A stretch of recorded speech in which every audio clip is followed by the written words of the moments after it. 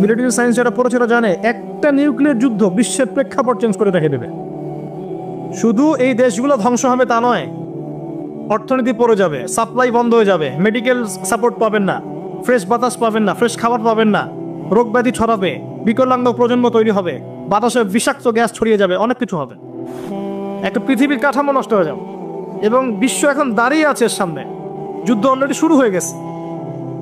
একটা হাদিস আমি বলে দেই, আখিরুল জামানে মালহামা হবে একটা। এই হাদিস এখানে যুদ্ধের নাম বলা হচ্ছে মালহামা। মালহামা শব্দের অর্থ মহাযুদ্ধ। অন্য একটা হাদিসে এসেছে 80টা ফ্ল্যাগ। কয়টা? 80টা পতাকা একত্রিত হয়ে যাবে যুদ্ধে। আর 80টা পতাকাকে একত্রিত কোন সংগঠন করতে পারে বলেন? United Nations.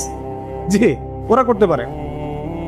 জি, ওরাই করতে পারে। 80টা ফ্ল্যাগকে একত্রিত করতে পারবে, কারণ ওয়ার্ল্ড এখন একটা ভিলেজের মতো।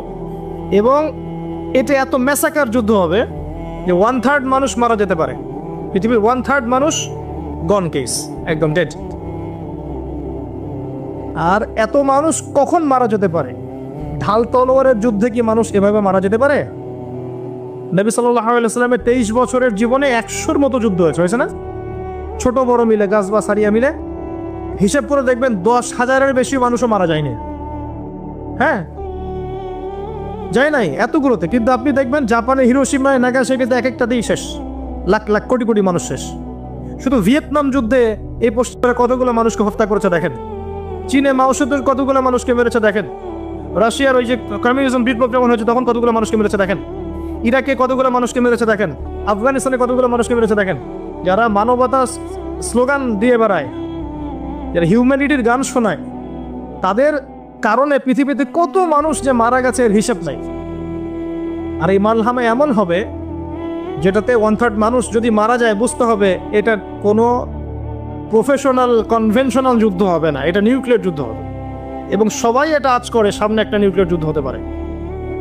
এরা ট্রাই করেছিল প্যালেস্টাইন ইস্যু নিয়ে, সিরিয়া নিয়ে, এখন এই যে ইউক্রেন ইস্যু নিয়ে। এর আগে আরেকটা ইস্যু নিয়ে চেষ্টা করেছে, এদিকে ইরাকে চেষ্টা করেছে, আফগানিস্তানে চেষ্টা করেছে। তারা চায় সারা ওয়ার্ল্ডে একটা নিউক্লিয়ার যুদ্ধ হয়ে যায়। কারা চায়? প্রশ্ন একটা ভালো প্রশ্ন, কারা চায়? যারা প্রশ্ন করেছিল যে ওই ব্যক্তিকে গিয়ে জিজ্ঞাসা করবে রূহ কাকে বলে, আসহাবুল কাহফের কি হয়েছিল, জুলকারনাইন বাদশার কি হয়েছিল, সে যদি অ্যান্সার করতে পারে সে প্রকৃত নবী, তখন তাকে নবী হিসেবে মানবো, তার আগে মানবো না। ওই জাতি চায় যে ওয়ার্ল্ডে একটা নিউক্লিয়ার যুদ্ধ হয়ে যাক। কারণ আমি আপনাকে বুঝাচ্ছি, কারণ প্রথম বিশ্বযুদ্ধের পরে একটা রাষ্ট্র এসে